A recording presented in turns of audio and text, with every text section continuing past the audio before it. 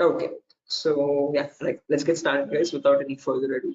Before that, a quick formal introduction on my end. My name is Mohammed Shoaib, and I'm a cybersecurity trainer certified from EC Council. EC Council is the leading organization for cybersecurity domain certifications. Okay, and the demo that we have today is on the first foundational course called Certified Ethical Hacking. Okay, and the version of this course that is running at the moment is version 11, the latest one. Okay. So again, before we get started, this is a common question that I usually ask students, again, to understand their perspective on this topic. So again, guys, don't worry, even if you don't know the answer or if you're not sure about it, still just try to initiate, and let's keep the session a bit interactive and fun rather than just keeping it one-sided. So a quick sample question, like, according to you, in your perspective, what do you think hacking is? Anyone? Again, guys, don't worry, I am not asking for any definitive answers or exact to the point answers. Whatever comes to your mind, okay, whatever you think hacking is, please let me know. Anyone?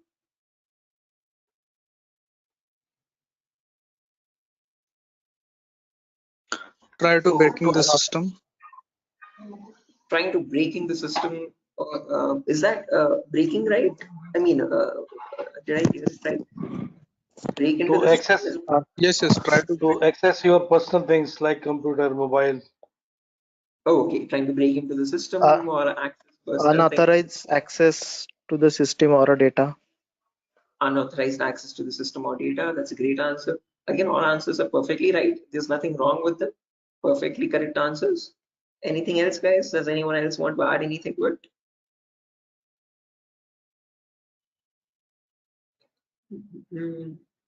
Right, perfect. No worries, guys. Thank you so much for those answers. Those are exactly right. There is nothing wrong with them. Okay, but if I had to just add upon that hacking, that definition, I would add it as hacking is the procedure of trying to gain access to information systems. Okay, these information systems could be anything. They could be from as small as a mobile phone to as big as a web application server or a database or the cloud organization as well.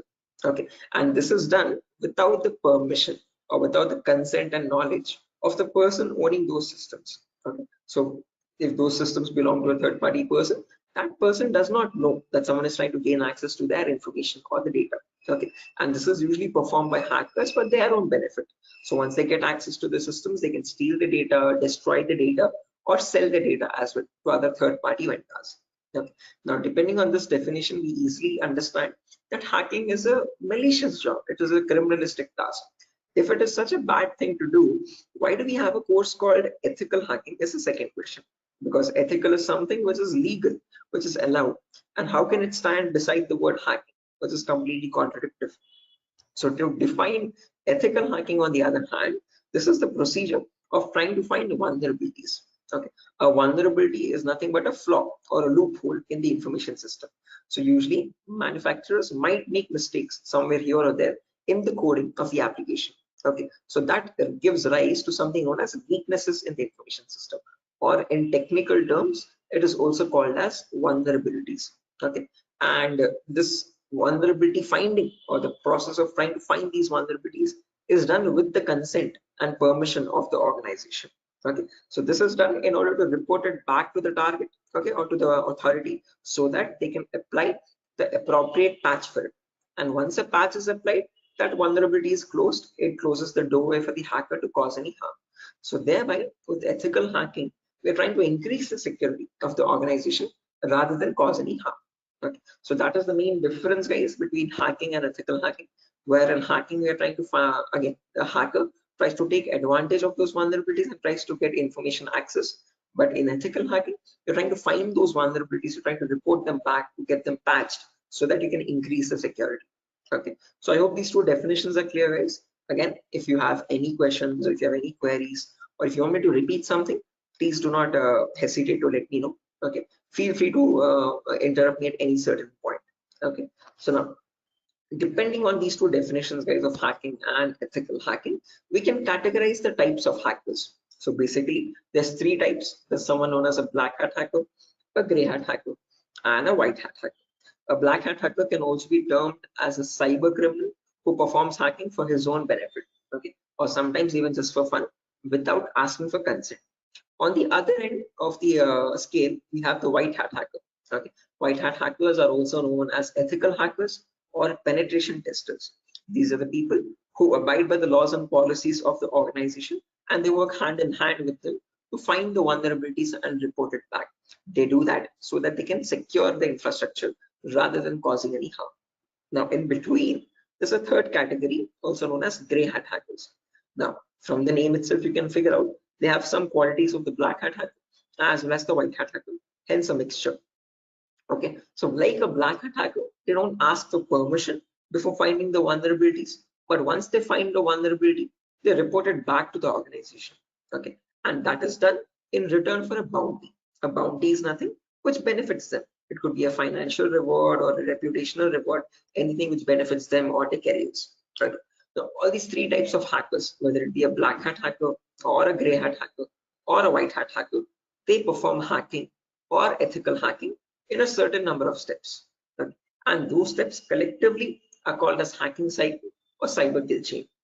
Okay. Now let me list those steps out one by one so that you can have a clear picture of what the whole course is about, and then we'll briefly discuss about all of them. Okay, so you can ask your questions regarding those. Okay, so the first step that you perform in hacking cycle or cyber kill chain is known as information gathering. Now, certain organizations term this step in different names. They can also call it as reconnaissance or footprinting. Second step is known as scanning. It can also be referred to as enumeration. Third step is gaining access. Fourth step is maintaining access. And the last step is known as reporting or clearing traces. Now, the reason I've specifically mentioned "or" in the last step over here is because that is where it makes all the difference between the white hat hackers and black hat hackers. If you are a white hat hacker or an ethical hacker, you would perform the first 4 steps, and then you would generate a report with all the vulnerabilities and the solutions for that and submit it to the organization. But if you're a black hat hacker, obviously you're not going to submit the vulnerabilities, but you're going to take advantage of them. You're going to attack the system, get access to the data, steal the data, and then remove all the evidences, which is nothing but clearing the traces or removing the footprints. Okay, so any questions or doubts, guys, up to this part before I proceed further into the technical part? Any queries or any confusion at the moment? Again, guys, I hope the audio and video is fine. Any issues with my audio or video? Okay. What is this enumeration, sir? Again, yeah, we'll be coming to that, guys. We'll discuss each of these steps one by one so you have a better understanding of what all of them are. Okay, at the moment, until now, here there are no questions, right? Because I guess there's some issues with the audio or video. Some people are exiting and rejoining again. Any issues, any technical issues with my audio or video at the moment? Okay, perfect. Sir, your voice is breaking. Oh, my voice is breaking. 1 second, guys.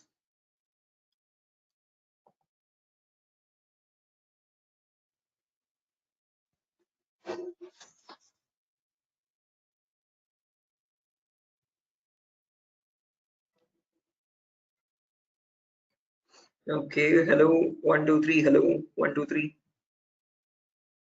Now it is Guys, okay. it's okay, right? Right, perfect. Clear, sir.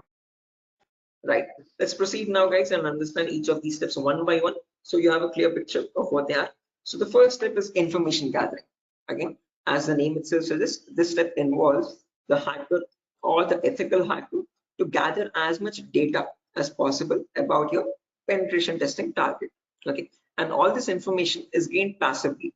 What I mean by passively is that you get this information from other third-party sources rather than contacting the organization directly. Okay, so for example, if I have a target like Wipro.com, about Wipro.com, I'll start searching online for all the material for it, okay, all the data regarding Wipro.com servers. Okay, the main question is, what kind of data are we talking about over here?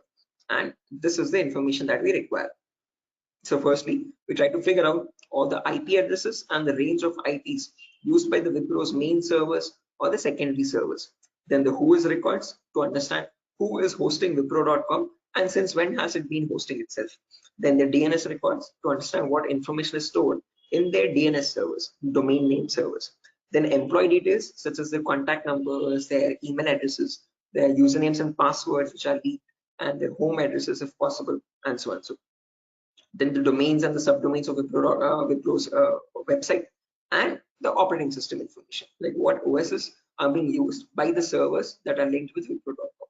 Now trust me, this guys, that all this information is available online to be gathered. So if I show you a very basic example, let's say if I wanted to find the DNS records for Wipro's organization, all I have to do is go to the browser, and in the browser I can search for a website called DNS Dumpster. This website is available for free for anyone to access. You can click on the first link,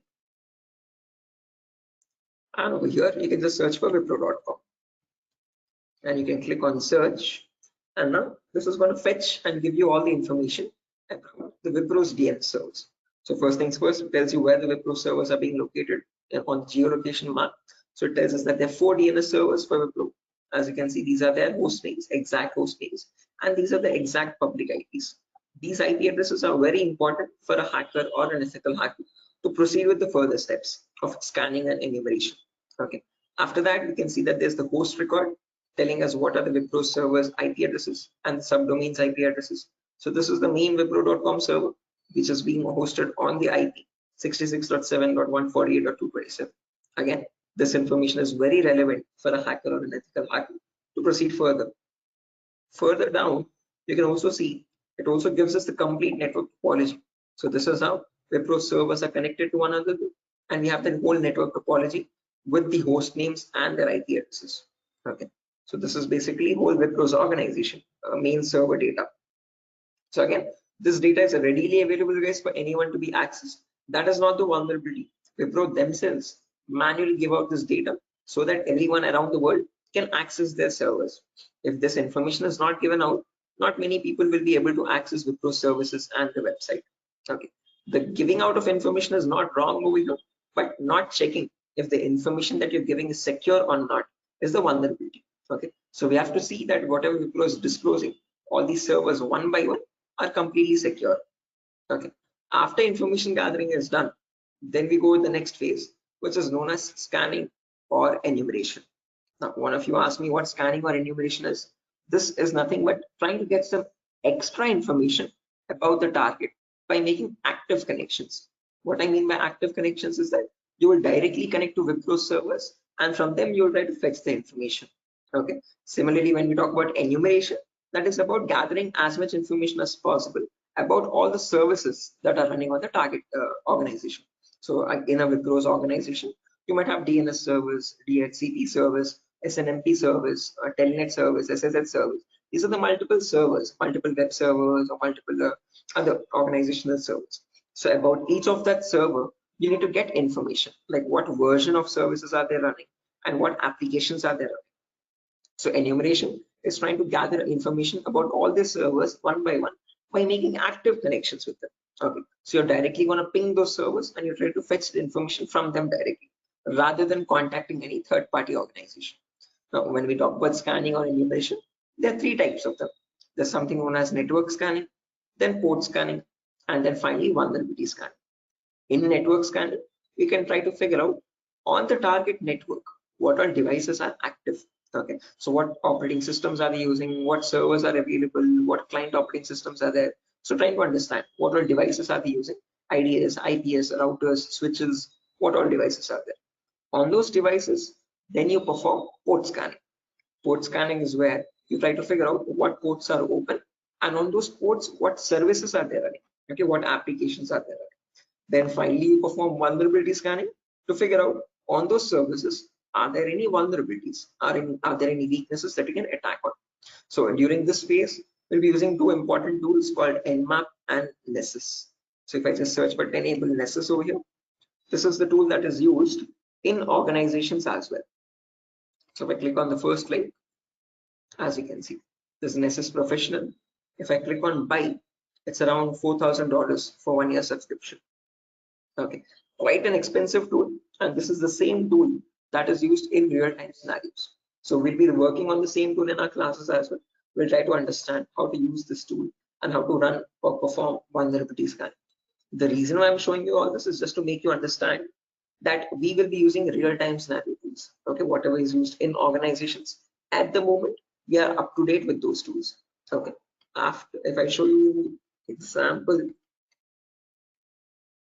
as you can see, I have the NSS installed on my system over here. I'll show you how you can install on your system as well, and you can see you can perform various types of scans, and once you scan a system, it shows all the vulnerabilities one by one, the critical vulnerabilities or medium vulnerabilities, information based vulnerabilities. Again, don't get too confused, guys. We'll again learn how to understand this report. What are these vulnerabilities? What are these different levels of vulnerabilities? We'll understand all that. Okay, but basically Nessus is a tool which can perform network scanning or port scanning and try to understand what vulnerabilities are there on each and every system. So this is an automated tool. We'll learn how to perform automated testing and get a report from it. Once you get a report, you need to perform manual testing also. Okay, and that is nothing but our next phase, which is gaining access. Okay, so this is a huge concept. It covers a vast variety of topics, guys. We'll discuss them one by one. Okay, so the first topic that we'll be learning in gaining access is system hacking. So in system hacking, we'll understand how we can crack or bypass a Windows operating system password. So if you have Windows 7 or Windows 8 or Windows 10 or Windows 11, does not matter. Okay, whatever operating system you have, how do we crack that operating system? How do we get the information about their passwords? If you are unable to get the passwords, how can we bypass authentication and get access to the internal files is what we learn in system hacking. After that comes malware attacks. Malwares are nothing but, in short, malicious softwares. So we'll practically learn how to create each of these malwares, whether it be viruses or worms or trojans, spyware, whatever it be. We'll understand how malwares are generated and how we can protect our system from malwares. Or if there is a malware already installed, how can we detect that malware and prevent it from running further or causing any further harm. Okay, then there's a bonus topic called malware advanced. This is again not included in the CH curriculum. We have just added it as a bonus topic for students to have better understanding about malwares. In this, we'll be sharing the resources to understand how you can create your own malwares by using Python programming. So just in case if you know Python, well and good. If not, also not an issue. We'll be sharing the resources as extra material to understand. So if you are interested in malware development or so, this is a very important bonus topic for you. After that comes network penetration testing. In this, we'll learn all the common network attacks. So in a network, you have multiple, again, devices, IDS, IPS, multiple different types of servers, like mail server or DNS servers, DHCP servers, SNMP servers, and so on. So we'll understand how to check for vulnerabilities on each of these servers. Along with that, we can perform a few attacks as well. Sniffing attack, man-in-the-middle attack, denial of service attack, or distributed denial of service attacks, DDoS. Okay, and hacking Wi-Fi routers, trying to crack the password of Wi-Fi routers and getting access to those routers. All this comes under network penetration testing. Okay, all the common attacks that we can perform in a local network. After that comes social engineering, where we learn how hackers create fake websites. Okay, whether it be Facebook.com, Instagram.com, Twitter.com, or Flipkart.com. How are hackers creating fake login pages? And from those fake login pages, how are they getting the passwords, credentials? So we learn what phishing attacks are, what are the other social engineering attacks through which hackers manipulate victims into getting their passwords. Okay, so we'll learn all that, and we'll also understand how to prevent these attacks, how to distinguish between a fake page and an original page, and so. After that, we have web application pen testing. In this, we learn all the common vulnerabilities that exist on websites. So again, websites also have some weaknesses, okay, on which attackers can exploit and try to get access to the internal web server data or the internal database data, and so on. So to list out a few, there's vulnerabilities such as SQL injection, cross-site scripting, broken authentication, file upload vulnerability. Now, might sound very technical, guys, but these are the weaknesses using which hackers can get access to your information, to your passwords and usernames. Okay. After that, finally comes hacking mobile phones, where we learn how we can hack an Android phone and get access to that Android phone remotely. After gaining access is done, then we have maintaining access and maintaining access, reporting and clearing traces, where we learn how we can maintain persistent connections. So if the target is restarting his system or shutting it down and starting after a very long time, How do we get access to that data? How do we still stay connected to the victim machine? Is what we learn in maintaining access. After that comes reporting of recurring traces, where I'll show you how you can generate a report and submit to your client or submit to your organization, or how do you remove the evidences. So this course is designed in such a way where we learn both the perspectives of a black hat hacker as well as a white hat hacker. Okay, and it's designed in a completely practical way, no theoretical nonsense. Every day we'll have a class for 1 hour where the first 20 minutes we'll discuss the theoretical part, understanding what that attack is or how to prevent that attack, and then the remaining 40 minutes we'll discuss the practical part of it, okay, with real-time scenario tools. To list out a few tools, we'll be using this tool such as Nessus, we'll be using Nmap, we'll be using burpsuit, we'll be using the whole main Kali operating system, okay, which I have over here, as you can see. Okay, before that, let me show the course content as well, guys, very quickly. So yeah, this is over here, the course content for the whole course. Okay, and the course is for a duration of 35 days, where we learn from the very basics itself. So most of the students ask this as a question, like, sir, are there any prerequisites? Do we need to learn something else separately? No, this course is designed in such a way where even a 10th standard student can come and learn the course for, without any trouble. Okay, because all the prerequisites are included in the course itself. So before we dive into the advanced concepts, there's a few prerequisites which we will cover. The first few introductory classes. First things first, we learn about networking basics. We learn what IP addresses are, what are IPv4 addresses, what are IPv6 addresses, what is a DNS server, what is DHCP server, all the important protocols, what is TCP protocol, what is UDP protocol. We'll discuss all that in networking basics. Then we'll jump into virtualization. Okay, virtualization, because as you can see over here, I'm running my Windows 11 operating system. On top of this, I'm running my Kali OS. Kali is a Linux-based operating system. Okay, and we need to install this. The reason being, this comes pre-installed with all the penetration testing tools. So for information gathering, web application attacks, password attack, Wi-Fi attack, all these tools are available in Kali Linux. These are not available for you in Windows. So that is why we need to understand how to install this Kali operating system. Okay, and for that we need a tool such as VMware. VMware is a virtualization software. This allows you to install multiple operating systems on the same machine. So I have my Kali OS, I have my Windows 7 OS. All of these are running on my Windows 11 operating system, as you can see. Okay, so on my Windows 11, I can run my Kali, Windows 7, whatnot, as many operating systems as I want. After that is done, then we learn basic Linux and Windows commands, because as I've mentioned, we'll be using Kali Linux. So we need to know how to operate that OS.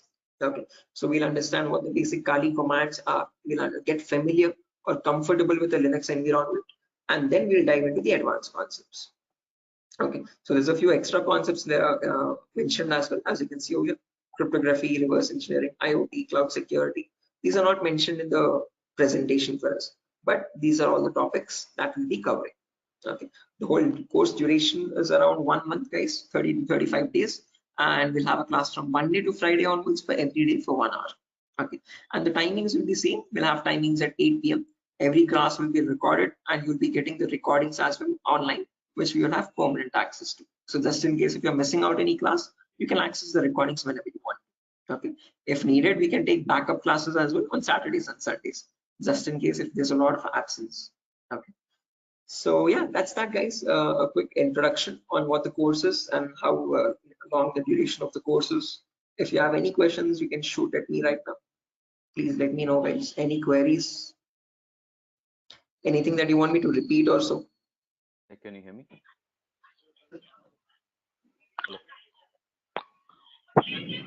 Hello. Yeah, hi. Sir, why we use that websites that you show before this PPT? Sorry, Yogesh, I didn't get your question. Can you please repeat? Sir, we as you said that we use some websites for ethical hacking. So that website that you opened before this PPT, I'm asking about that Yeah, website. the DNS dumpster website, as you can see over here. This is for information gathering, trying to gather information about any certain client. So before we perform hacking, it's very necessary that we know all the data about that organization or the data about that target. So in order to get that data, we have to visit these third-party websites. Okay, sometimes your organization might not give you that data sufficient for us. Okay, that is why we need to gather that information from other third-party sources, websites like DNS Dumpster and so on. Okay, the more the data you have, the more possibilities you have to attack the system. Okay, the more attack vectors you can find or possible paths you can find to attack the system. Okay. So that is why it is necessary to access these websites and get the data about our target from these websites. Okay, okay, so understood. Right. Any other questions, guys?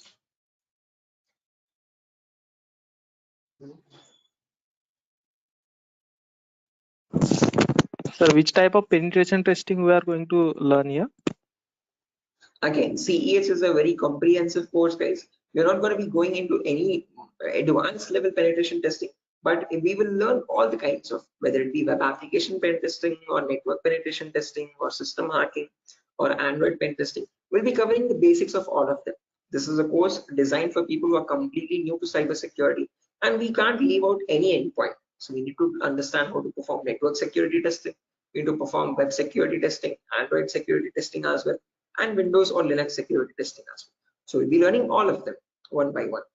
Okay, we'll be covering each and every endpoint that is left, as you can see over here in the course content.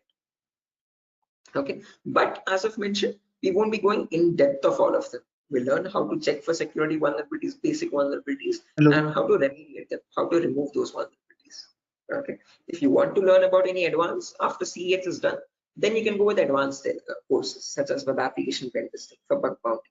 This course is specifically designed only for website security testing. So in this, we'll be going with OWASP top 10. Okay, this is an organization which gives you the list of necessary vulnerabilities that you have to test for, and this course only focuses on web applications, nothing else. Okay, so after CEX is done, then you can choose a specific domain, and depending on your interest, you can choose your specialization. Okay, whether it be website security or Android security or network security or cloud security and so on. So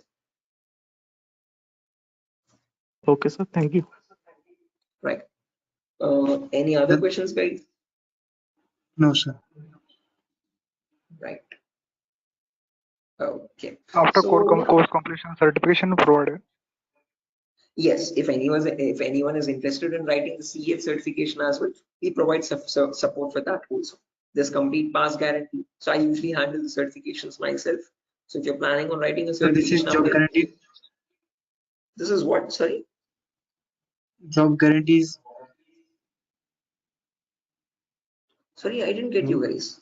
Can you please repeat that?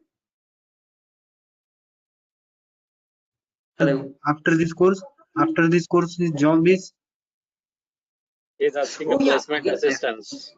job assistance. Again, guys, at Durgasoft, we're not going to be providing any confirm guarantee that we'll be placing you in an organization, but we'll be sharing your resume once you forward it to our consultancies.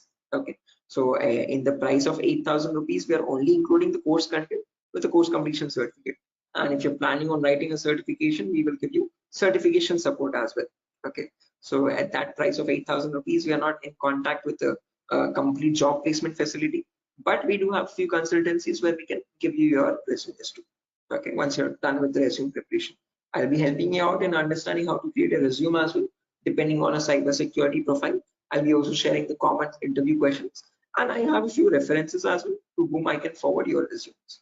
Okay, and again, we will be giving you the interview calls, and you can start attending interviews over there. Okay, again, it depends on your skill set and your practice on how well you do the interview. So we don't guarantee anything, but we will definitely show you where you can start applying. If it's necessary, I can just give you one source now itself. You can, after your course is done, this is the common website that I usually suggest for students, jobs.null.community. This is a website only specifically for cybersecurity job roles. Okay, nothing else. As you can see, null jobs. This is the website. Okay, and these are all the different domains, and you can start searching over here. So if you're a complete fresher, just click on freshers or internships, and these are at the moment these are the available placements.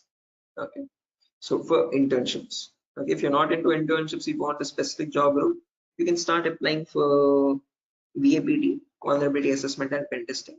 These are the ones at the moment for cybersecurity. After the course is done, you can start applying over here also. So this is one website that I suggest to most of the students once the course is done, so start applying for jobs. Okay, so again, how well you do, it depends on your skill set and your practicing, guys. Okay, and this website is specifically only for cybersecurity jobs, nothing else. Okay, any other questions, guys? No, sir. Thank you.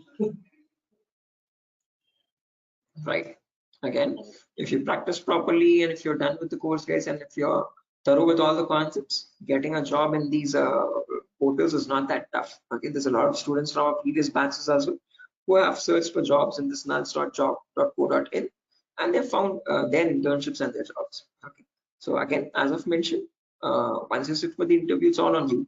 Okay, so it depends on your preparation of how well or bad you do. So we can't guarantee anything, okay, because that's on your skill set, but we can at least show you where you can start applying for jobs. Okay, so yeah, that's that, guys. Nothing further for our session today.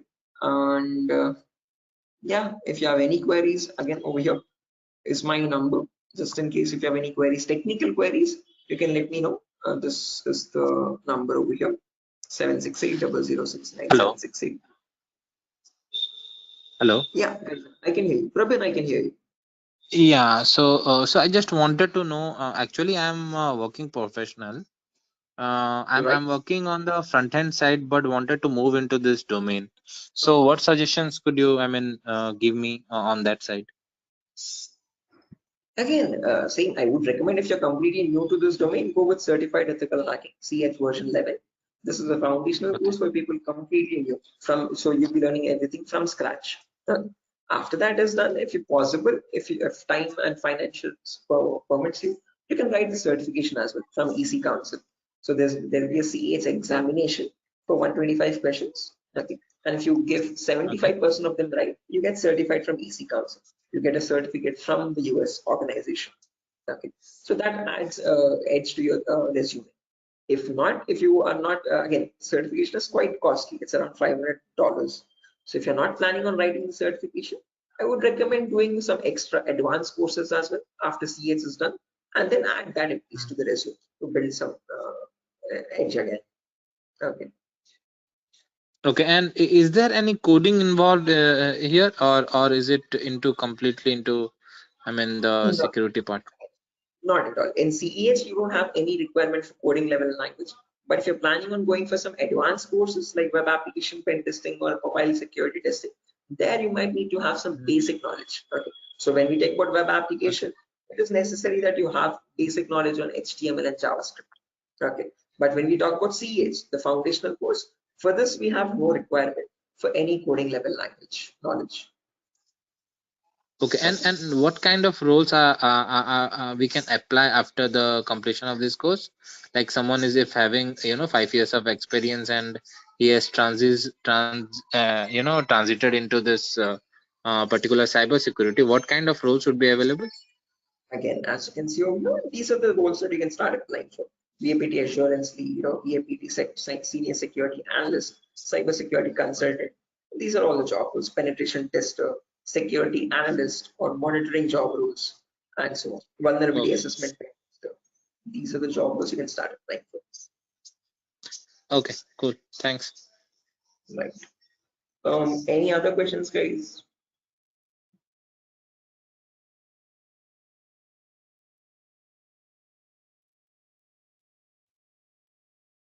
Right. Assuming there's no more questions, guys. So yeah, that's that for a session. Nothing further. Again, we'll be starting the course from Monday onwards, guys. Tomorrow and day after tomorrow, we'll be having the same demo. So just in case if you have joined late also, you can join tomorrow as well at the same time. And if not, you can directly join the course on Monday. Okay. If you have any further technical queries, guys, here's my contact number as I've mentioned already. Although if you have any queries regarding the course date or again course fees regarding that, you can contact the institute. Okay. So yeah, that's that, guys.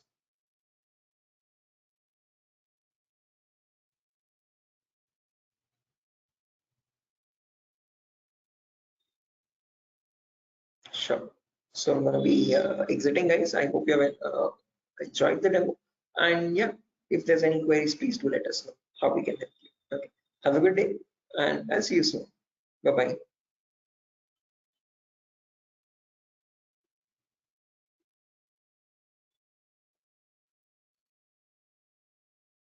Thank you, guys. Thank you.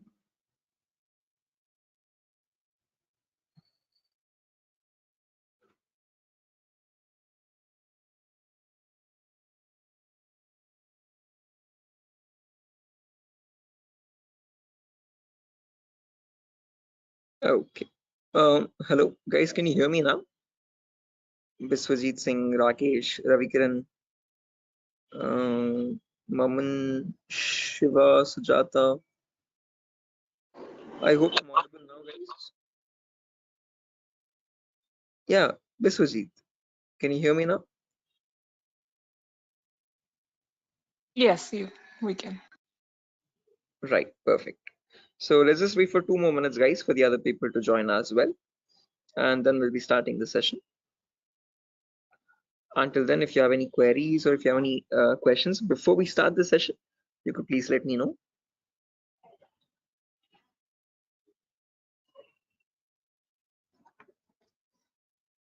So,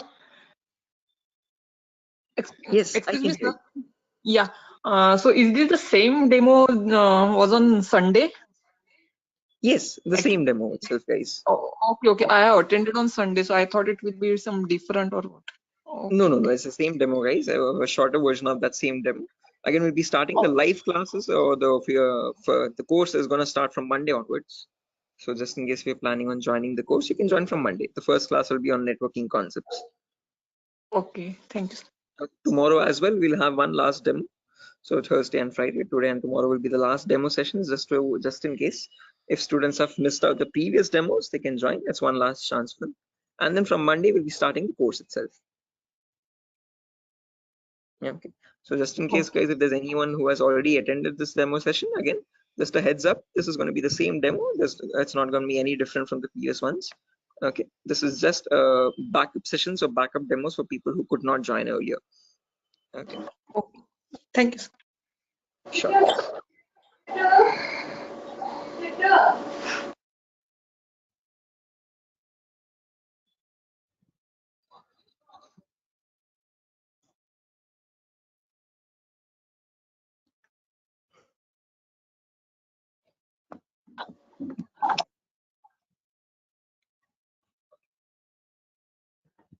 Sir, it means I can directly join on Monday because yesterday I was also present. Yeah, sure, guys. Again, as I've mentioned, it's the same demo.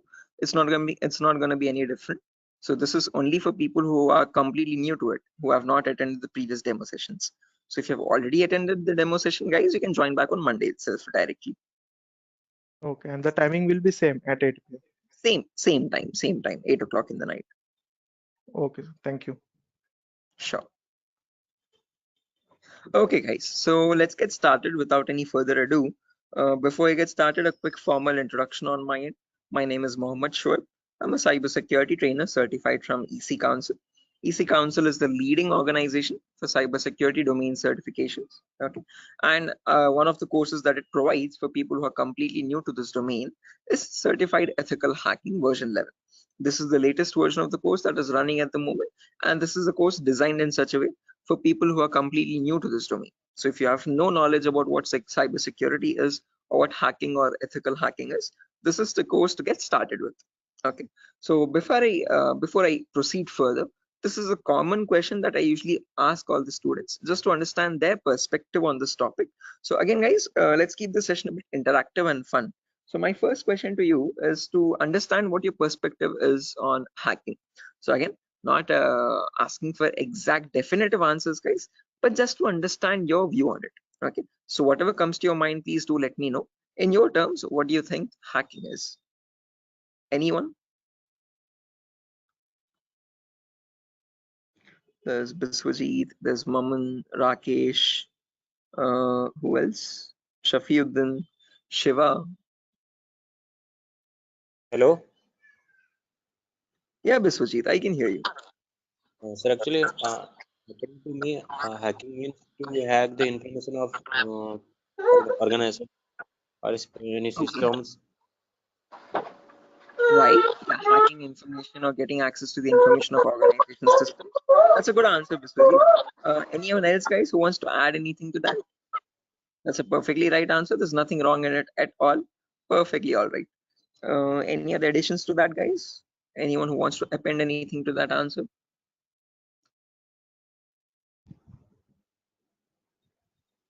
Okay, no worries. Shiva, you were about to say something? Your mic was unmuted for a while. Did you have an answer? Okay, no worries, guys. So let me just add on with Biswajit's answer. So if I had to define hacking on, depending on using on his words itself, hacking is nothing but the procedure of trying to gain access to information systems. Okay, now these information systems could be anything. They could be as small as a mobile phone to as big as a database or a web application server or cloud organization itself. Okay, and this gain access to these devices is done without the permission and the consent of the person owning those systems. Okay, so the organization who owns those systems has no clue that someone is trying to gain access to their data. Okay, and this is usually performed by hackers for their own benefit. So once they get access to the data, they can steal it, they can destroy it, or sell it on the dark web to other third-party vendors. Now, if hacking seems such a malicious job, why do we have a course called ethical hacking? Is the second question. Because ethical is something which is completely legal. And how could hacking become legal now? That's the main question. So when we talk about ethical hacking, on the other hand, guys, this is the procedure of trying to find vulnerabilities. Okay. A vulnerability in simple terms can also be called as a weakness or a loophole in the information system. And using these weaknesses only, hackers try to get access to the target informations, target information systems data.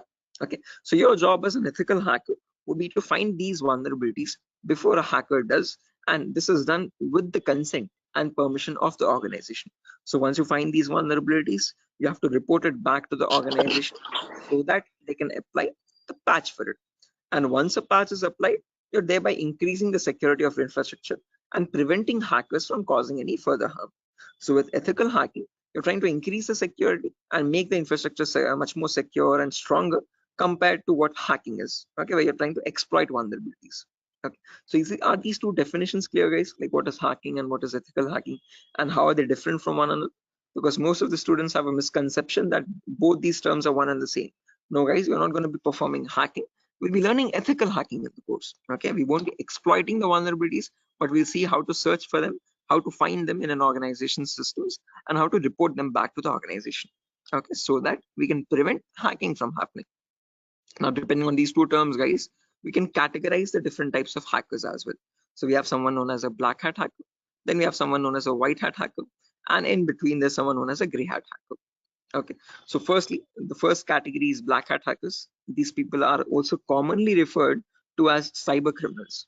Okay, these are people who perform hacking for their own benefit, and they do this by asking no consent at all.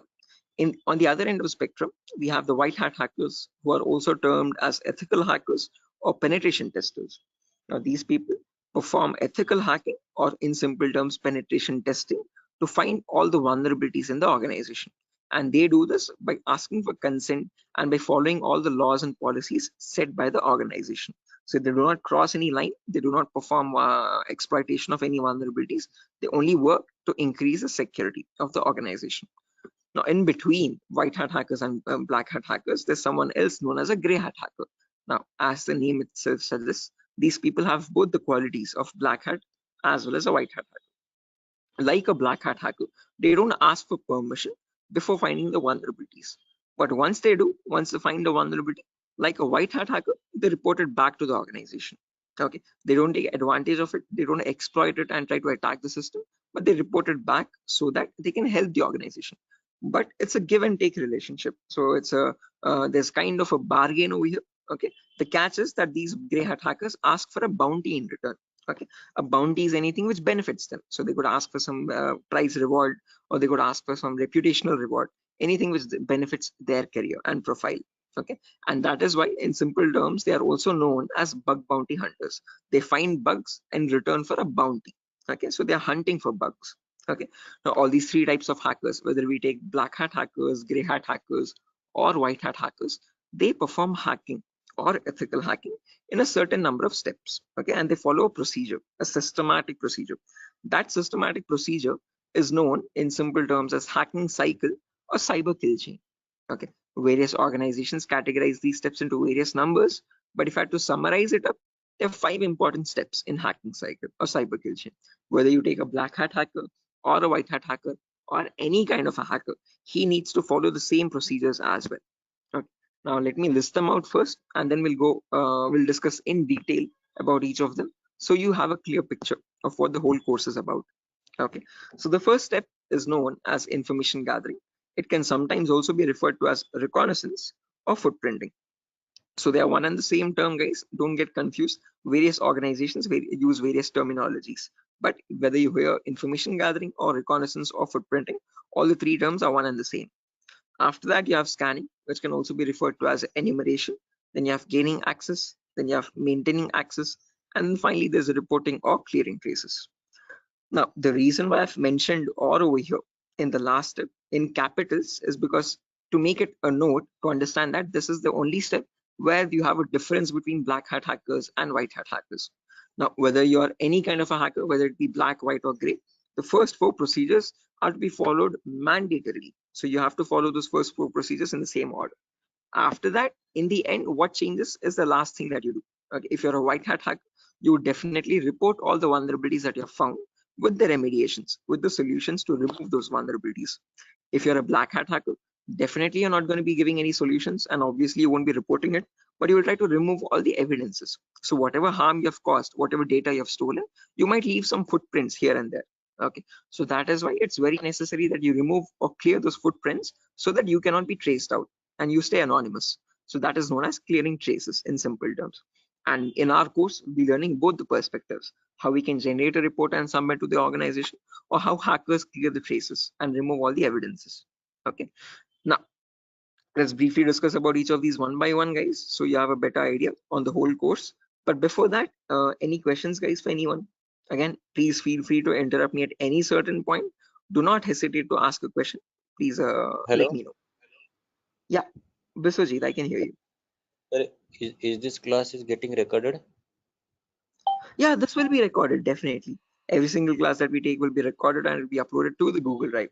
So even once we start our course as well, the whole duration of the course, every single day we'll take a 1 hour class, and each class will be recorded and uploaded to the Google Drive. So that Okay, just sir. in case if you're missing out, if you're absent for a session, you can access the recordings whenever you want to. Okay, okay, sir. Actually, from the starting, you told about hacking and ethical hacking. So, Mhm. could you please briefly tell me? Hacking means like you're hacking the particular credence, some credential information, like something personal information you are hacking. But ethical hacking was that oh, I did not get it properly. Good question. Again, Biswajit, when we talk about hacking, this is something that cyber criminals perform. Okay, hacking is where you're trying to get access to information devices. Okay, and using those information, what you do with that information defines what kind of hacking you do. Okay, so in ethical hacking, we are trying to understand how hackers are hacking that information. So what are the procedures are they following, and how are they actually finding that vulnerability, and how are they checking for those vulnerabilities on the systems? Okay, so Okay, we as ethical hackers try to find those same vulnerabilities that hackers use, and we try to rectify those vulnerabilities. We try to apply the patches for them. Okay, so that, just like that, how that means hackers do it, we are going to do it that in an means ethical manner. Yeah, okay. That means, sir, if a hacker is trying to hack the some particular information, and the ethical hackers are there to prevent that through their coding or whatever the algorithms. I think. exactly. Again, in simpler terms, it's not about algorithms and stuff, but it's about the source code actually. Okay, so whatever it is known as a vulnerability. A vulnerability is a weakness or a misconfiguration of the system. So ethical hackers do the job of finding those vulnerabilities before a hacker can cause any harm. Okay, and once the vulnerability is found, they disclose it to the organization, and organization will remove that vulnerability so that your systems are secure. Okay, okay, okay. Sir, then although you told about the black hat hackers, Mhm, red hat, and gray. So what are the mhm. what are the job responsible of the three hackers? Again, yeah, I'll be coming to that as well, Biswajit. So when we talk about ethical hackers, we have a certain few job roles that we can apply for. I'll be discussing that at the end of the class. Okay. Until this part, any questions or doubts? Okay, okay, hacking cycle. And you information gathering, scanning, in information. You will tell detail about this chapter, I think. Right now, yeah, that's the main thing to do right now. I'll be doing that now. Okay, okay, okay. Sir, you continue. Sure. Right.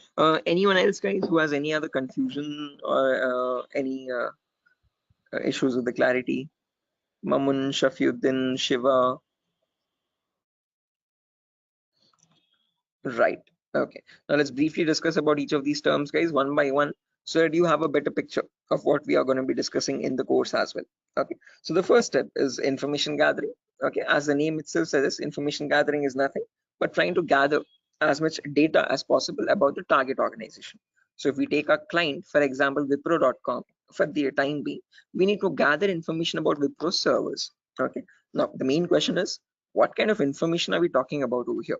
And this is the information as follows. Okay, so we try to gather information such as the IP addresses or the range of IPs used by the Wipro servers, then the who is records to understand who is hosting Wipro's website, and since when it has been hosted, when was it last updated, when will it expire, then the DNS records to understand what data is stored in the DNS servers, then employee details such as the contact numbers, email addresses, usernames and publicly leaked passwords, and domain names of the Wipro.com, subdomains of Wipro.com, and operating systems. So what OSs are they using in their organization?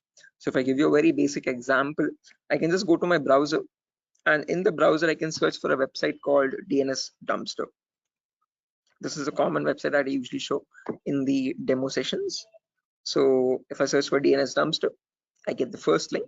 Now this is an example of information gathering. So you're trying to gather information about Wipro.com from other third-party sources. So right now in this step, we are gaining information passively. What I mean by passively is that we are not contacting Wipro.com directly, but we're trying to gather information about Wipro.com from other third-party sources, such as DNS Dumpster. Now when I click on search, I can notice this gives me all the information about Wipro's DNS servers. Okay, so at the moment Wipro has 4 DNS servers with these host names and these exact public IPs. So these IP addresses are very important for a hacker or for an ethical hacker to proceed further in the further steps of hacking. Okay, after this information is given out, we can see the mail servers, we can see the DNS servers, we can see all the host records, which are nothing but the main servers of Wipro.com, the main domain name and the other subdomains, and their exact public IPs. Scroll down much further and you can see the whole complete network topology. So this is how Wipro's servers are connected to one another. Okay, so these are all the servers of Wipro. Okay, the main domain and all the subdomains, and the mail servers also, mail or DNS servers. Okay, so this gives us complete information of all the endpoints that you have to test for complete security of Wipro. Okay, now this information is given out by Wipro itself. It needs to be given out. It is mandated so that people can access their services. Okay, what that is not the vulnerability, guys. Giving out the information is not the vulnerability, but not checking if each of these endpoints are secure or not is the vulnerability.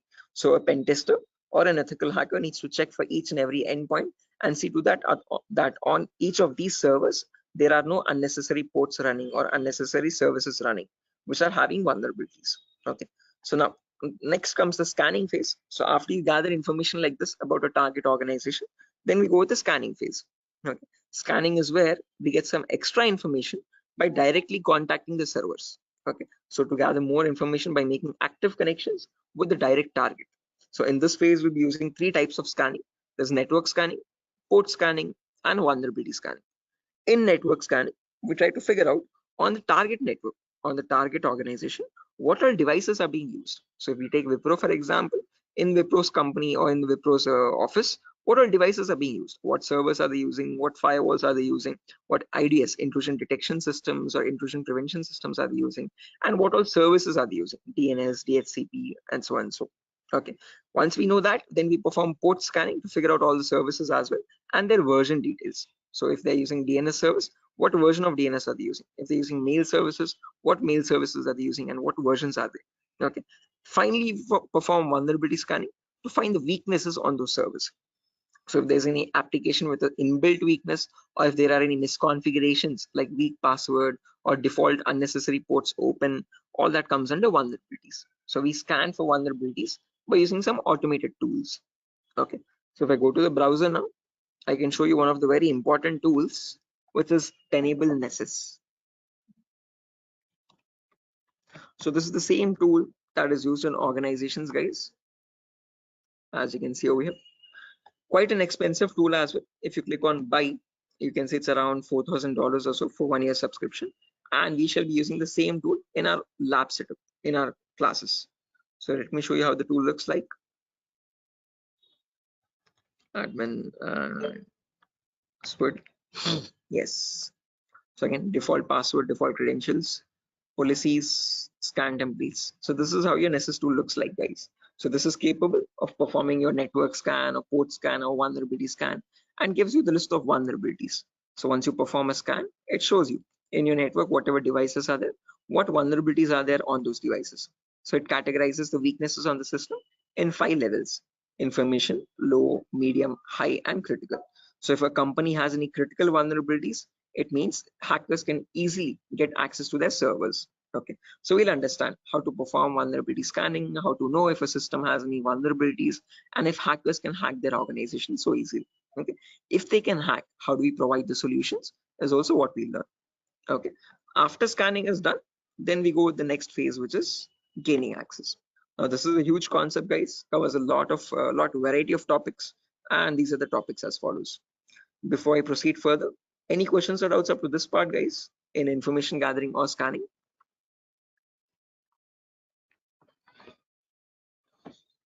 Biswajit, Mamun, Shafiuddin, Shiva, please do not hesitate, guys. If you want me to repeat something, I will definitely do. Sir, I hope. Yeah. Sir, please repeat that first part. Which one? Like before gaining access, you told us some gathering information. Like I understood that what if their system in vulnerability in the system, so hackers are easily hack that system. So I understood somehow. Oh yeah, in information gathering again, Biswajit, as I've mentioned, we try to gather information from other third-party websites. So there's websites like DNS Dumpster, Hunter.io. So from other third-party sites, we gather information about the target. After that, then we perform scanning. So we directly get access to target servers or whatever target it is, whether it is Wipro.com or so and so. Okay. And in their target organization, we perform the scanning to figure out in their network what devices have what vulnerabilities. So in my local network, I have scanned for 3 devices, and in each of these devices, I can see the weaknesses on each system. Okay. Tells you what the weakness is. Okay. If there's an unsupported OS, what is the solution to remove that vulnerability, and what can be performed with that vulnerability. So this scanning tool gives you that up-to-date information. Okay, so this is all this all comes under automated vulnerability scanning. Okay, so this is something that you always perform in an organization to test for vulnerabilities on different systems. Okay, it is software. Yeah, it is a software. This is the Nessus tool. The Nessus tool is nothing but a software that we have. Okay, sir. Okay. Right, so this is the same tool that is used, the same software that is used in organizations as well. Okay, and we'll be running in real-time scenario. Whatever tools that are being used, we work on them in real time. Okay. So yeah, now proceeding further, after all this is done, then we go with the gaining access phase. This is where we try to perform various kinds of attacks to get access to the systems. Okay, once we perform the scanning, once we know that these are the vulnerabilities on which you can attack on, next part is nothing but to attack directly, which is nothing but penetration testing. So in this, as I've mentioned, there's a huge set of topics. Okay, so let me discuss them one by one. So first topic that we'll be discussing is system hacking. So in system hacking, we learn how we can hack or crack or bypass a Windows operating system password. So whether it be Windows 7 or Windows 8 or Windows 10 or Windows 11, doesn't matter. How do we crack or how do we bypass the password is what we learn in system hacking. So if your system is password protected, how can you crack and understand what the password is in clear text? Or if you're unable to crack it, if it is too tough to crack, how can you bypass that password and still get access to the internal files is what we learn in system hacking. After that comes malware attacks. Malware is in simple terms are nothing but malicious softwares, and we'll practically know how to create each of these malwares. So people think that viruses are on the only malicious software available on internet, but that's a misconception. We have multiple malicious softwares. We have viruses, we have worms, trojans, backdoors, spyware, rootkit, whatnot. There's tons and tons of malwares, and there's thousands and thousands of malwares added every single day. So we'll practically learn how to create each of these malwares and how to prevent our system from getting attacked by these malwares, or how to detect for malwares on our system. Then comes network penetration testing. Okay, in network pen testing, we learn all the common network vulnerabilities. Okay, so in an organization, in a local network, there are multiple services. There's DNS service, Telnet service, SMTP service, DHCP service. These are all the services or protocols used in a common organization. So we learn how to test for weaknesses on each of these servers. And after that, we'll also learn how to perform network attacks like sniffing attack, man in the middle attack, DOS attacks, or hacking Wi-Fi routers and cracking Wi-Fi router passwords. All this comes under network pen testing. Then comes social engineering, where we learn how to crack passwords from websites. Okay, so how do hackers make fake login pages, Facebook page, Instagram page, or a Flipkart login page, bank login pages? How do hackers get your passwords from these pages? Okay, how can they create fake login pages and send them to the victims and perform phishing attacks? All this comes under social engineering. Then finally comes web application pen testing, where we learn all the common website weaknesses. Okay. Is this useful for SOC analyst role? Yeah, Shafiuddin. We'll be discussing a very basic tool called Splunk as well. That is very important for your SOC analysis role. Okay. SOC is nothing but Security Operations Center, guys, just in case if anyone is confused. Okay. In SOC job roles, we usually see how to monitor and detect threats. Okay. Threats are nothing but attacks. Okay. So for that, we'll be discussing a very basic tool, a very important tool actually, but the very common tool used in SOC, which is Splunk. So this course was helpful for that as well. Shafiuddin. Okay, now after that, coming back to our topic, guys, as I've mentioned, we'll be discussing web application vulnerabilities, where we learn all the common website weaknesses.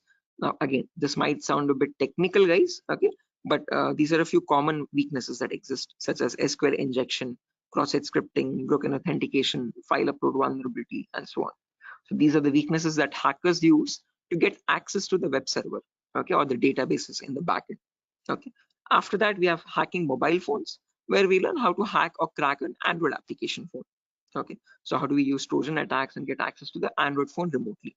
Okay, after this is done, then we have two small topics, which are maintaining access and reporting or clearing traces. So this is the most important concept, guys, gaining access. After that, we need to know how to maintain persistent connections. So how do hackers maintain a connection even if the system restarts? Okay, is what is known as maintaining persistent connections. After that, we have reporting or clearing traces, where we'll see how to generate a report and submit to the organization. Or if you're a black hat hacker, how do they remove all the evidences? How do they clear the traces? Okay. Now, since not everyone is from a technical background or might not be from a technical background, we will discuss a few prerequisites as well. Okay. So the course is designed in such a way where you don't have to learn anything separately from outside. So if this is in a way to even a 10th standard student to understand this course in a simple and sufficient manner. Okay, so before we dive into all the advanced concepts, we'll be discussing these 4 prerequisites or 4 to 5 prerequisites. So first we'll learn basically what ethical hacking is, or how is it different from hacking. Then we learn virtualization. Okay. The reason why we need to learn about virtualization is because we'll be using a tool called VMware. So as you can see on my desktop, this is my Windows 11 operating system, and on this I have my VMware application. Okay, this VMware allows me to run multiple operating systems on one single machine. Okay, so as you can see, I can run my Kali OS, I can run my Windows 7 OS, Ubuntu OS, and so on and so. Okay, the reason why we need virtualization is because we need to run something known as Kali Linux. This is a Linux operating system, guys. Okay, and this is very important for us because this comes pre-installed with all the penetration testing tools. Okay, for hacking tools or ethical hacking tools. As you can see over here, there's information gathering tools, there's web application testing tools, there's password attacking tools, Wi-Fi attacking tools, and so on. So these are the tools that specifically come only with Linux OS. Okay, they're not available in your Windows operating system. So that is why we need to know how to install this operating system and how to use this out. Okay, again, one good thing is this is completely free and open source. Anyone can download this operating system from the official website kali.org. Kali.org. Okay, so how to download this and how to install this is what we learn in the virtualization class. After that is done, then we will go with basic Linux and Windows commands. So as I've mentioned, Kali is a Linux OS. So we need to understand how to use a Linux operating system. What are the basic commands in Linux and how is it different from Windows operating system? After that, we learn basic Windows server configuration, how to configure a DNS server, how to configure a web server in Linux, in Windows OS. Okay, and after all that is done, then we go with the important concepts. Okay, information gathering, scanning, enumeration, then gaining access, maintaining access, all that comes after that. Okay, so until these concepts are done, then you'll be ready for all the advanced concepts. So this is designed in such a way where you don't have to learn anything separately from anywhere else. Okay, so after that, again, there's a few bonus concepts as well, guys, such as cryptography, reverse engineering, IoT, cloud security, Splunk. So these are not included in other institutes. Okay, these are a few concepts that we have specifically designed in such a way so that you can proceed further and learn advanced courses as well if you're interested. Okay, so yeah, that's that, guys. Again, one last thing, the whole course is for a duration of 1 month, where you'll have classes from Monday to Friday every day for 1 hour. Okay, and every class will be recorded and it will be uploaded to Google Drive. So just in case if you're missing out any classes, you can access the recordings as well. Okay, so yeah, that's that, guys. Any questions on your end? Yeah, Biswajit, you were asking me one question, asking about the job roles, I guess. So once you're done with the course, you can start applying for job roles like SOC analyst, vulnerability assessment tester, or penetration tester, or again, security engineer, and so and so. Okay, so these are the job roles that you can apply for once you're done with the course. Actually, I have taken this course on. I was just learning this course just to get a job in that ethical hacking, like information security, and in any IT company. So actually, sir, as I came to know that, sir, is there any like coding algorithm required to just like to do such kind of activity in Good ethical question, hacking? Biswajit. Great question. This is a very common question that is frequently asked by students, that do we need any coding knowledge required for this course? Definitely not. So, sir, in CEH we will be discussing again. We will be primarily focusing on Linux operating systems. So we need to know how to use a Linux OS properly. Okay, so that is the only requirement which we will be learning throughout the course. Okay. Other than that, you do not require any coding level language knowledge at all. Okay, so coding or development knowledge is not at all necessary. Wherever it is, we will be discussing that basic necessity of it. Okay, so there are certain topics where we have a topic called malwares. So in this we learn how to create malwares. Okay, so in that one topic will require basic coding language knowledge, but again, that itself I will myself be teaching it. Okay, so you don't need to learn anything separately from anywhere else. And other than that, this one topic malware, we won't be using coding language at all anywhere. Mhm. So Ajay, actually, I am doing job in Linux support, like technical support. That's great. This is going to be a lot easier for you then. Mm. So actually, that's why I want to change my career, change my like next job into information security on the doing ethical hacking courses. Yes, I one more thing that, sir, is it necessary to get the certification on ethical hacking, like you have done something Right. hack? Again, it gives an edge, Biswajit. It's better to have a certification. If you're not going with certification, I would recommend you learn a few extra courses as well. Okay. After certified ethical hacking is done, then go with one advanced course, one specialization course like network security or web application security or so and so. So that will add you some much more value to your certification. Okay. So into your resume actually. Okay. So it's better to have certification, but if you're not having certification, just to increase or broaden your skill set, learn an extra course after CH in cybersecurity itself. Okay, there's many streams. Okay, we provide web application security as well, testing. So you can join this course as well, just in case if you're not doing a certification. Okay. Okay. So after that, web application security is another course. Yes. Okay. So in this syllabus, sir, what we will learn totally, overally, what we learn, how much we can work in a company? Again, as I've mentioned, CH is the foundational course, so you'll be learning about all the endpoints. So you won't be focusing on one of them, but all the comprehensively all endpoints. So we'll learn network security also, we'll learn wireless security also, we'll learn Windows and Linux hacking also, we'll learn Android security also, and we'll learn web application security also. But in CH, one thing is you are going to be like a jack of all trades, master of none. So you're not going in deep, you're not specializing in any one of the fields, you're learning about all the fields. After that, you can choose one specialization and you can focus on that.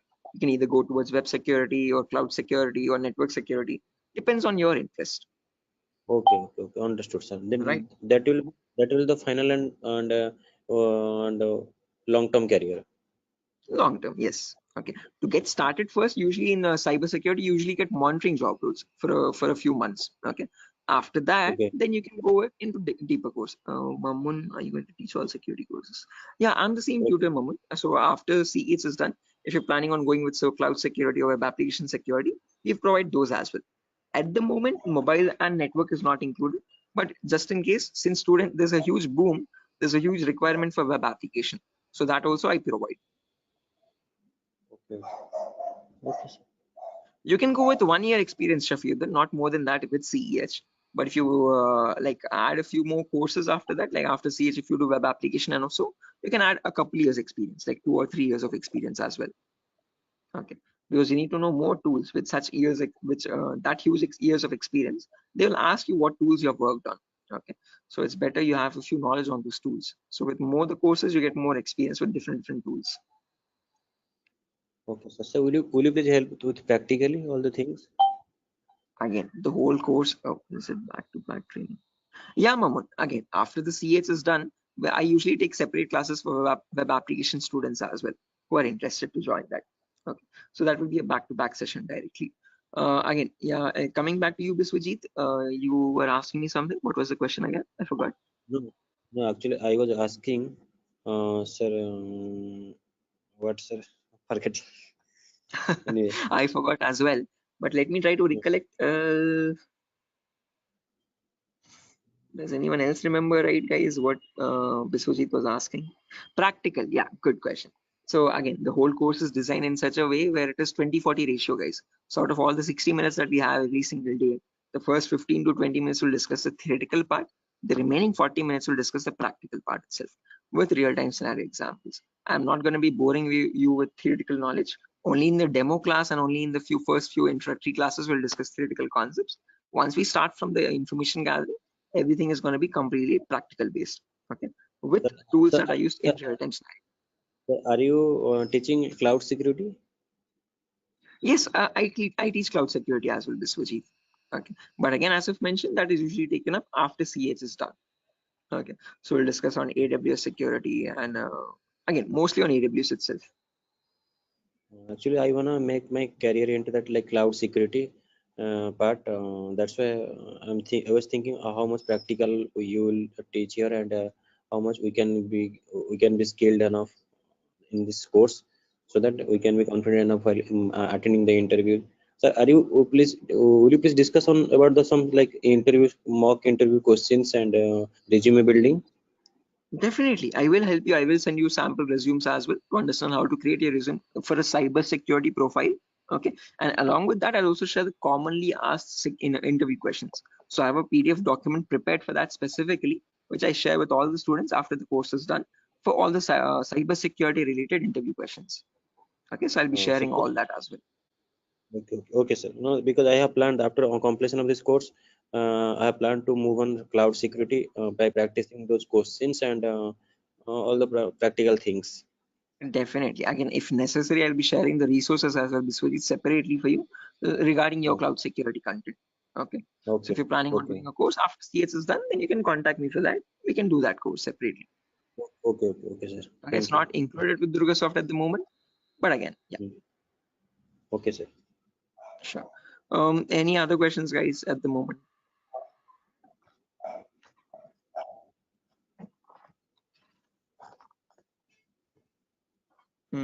Okay, assuming there's no questions, guys, I'll be ending the session over here.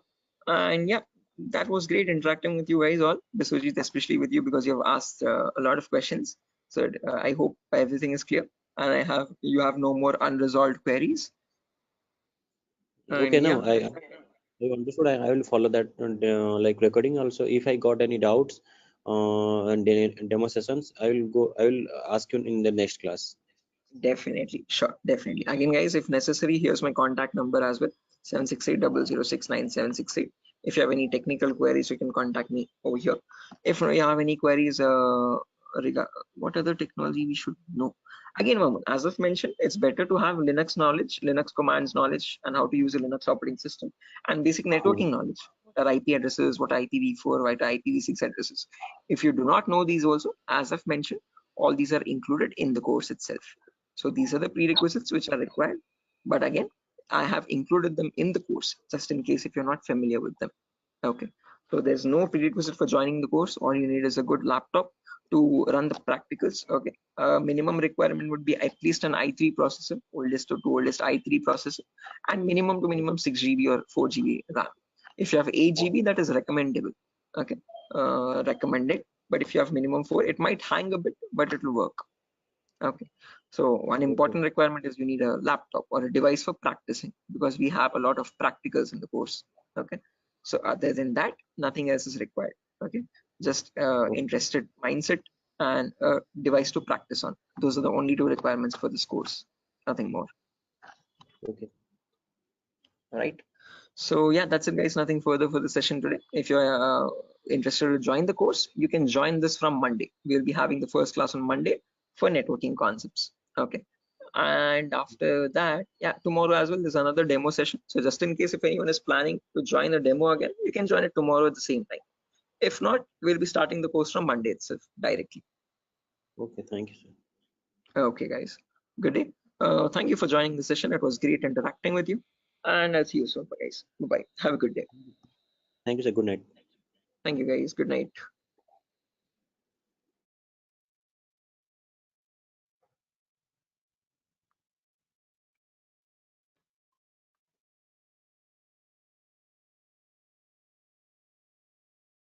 Guys, can you see the screen now? Yeah, I can see you now. Yes, sir. The Yes, it's Sujata, Somat, Yes, sir, it's visible. right? Perfect. Thanks. Okay, how many people are there? Vikiran, Rakesh, Biswajit, Prashant, Shiva, Somat. Okay, perfect.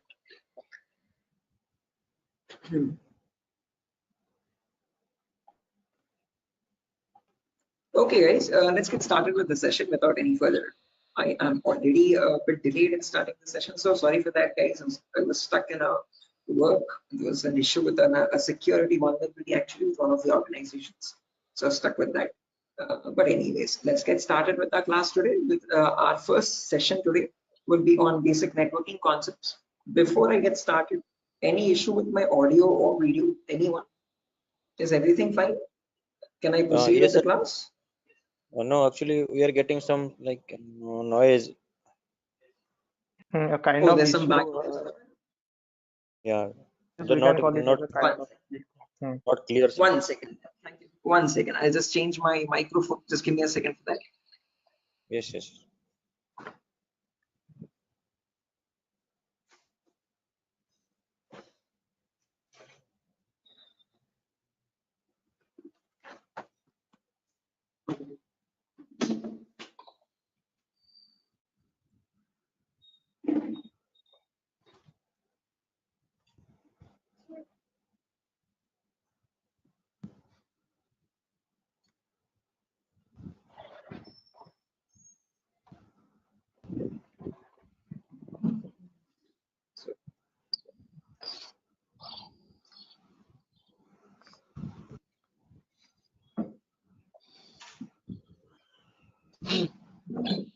Okay. How does it sound now, guys? It is audible now. Yes, now it is It's clear. audible. Background disturbance, no kind of issues. Yes, yes. Perfect, perfect, perfect. Okay, guys. So let's get started without any further ado. So as I've mentioned, in today's class, we'll be going with basic networking concepts. We'll discuss what IPv4 addresses are. Okay. So before diving into IPv4 addresses, let's try to understand what a network is and what a host is. Now, these are very two simple words that you keep coming across every single day. Okay. A host is nothing but an information device. Okay. Any information device which is capable of communicating with other devices is known as a host. Okay. It could be a mobile phone, it could be a router, it could be a laptop, a personal computer, or any other device, an information device. Okay, which is capable of communicating with other devices. Now, when you have such devices connected to each other, okay, which can communicate with one another, that forms a network. Okay, so a network is a collection of hosts which can communicate with each other and transmit data. Now, just like how we humans communicate with one another, we have our respective names. Okay, I can address you by your name. You can call me by mine. okay, and we can communicate with one another. We have our unique identities, okay. Similarly, these information devices as well have their unique identities, okay. So when they communicate from one device, when it wants to send packet to another device, it has a unique address for each device, okay, and on that address they communicate with one another, and that address is known as the IP address, guys. IP stands for Internet Protocol. This was built by the US military late in the 1950s or 1960s, okay, and there was IP version 1, IP version 2, IP version 3. All these were unsuccessful attempts. They were you could say experimental. What successfully worked out was the IP version 4, and we are still using that in today's world also. IP version 4 in simple terms is Internet Protocol version 4, okay, and that is what we'll be discussing about in today's class, okay. Anyone here who already knows about IPv4 addresses and who's familiar with these networking concepts?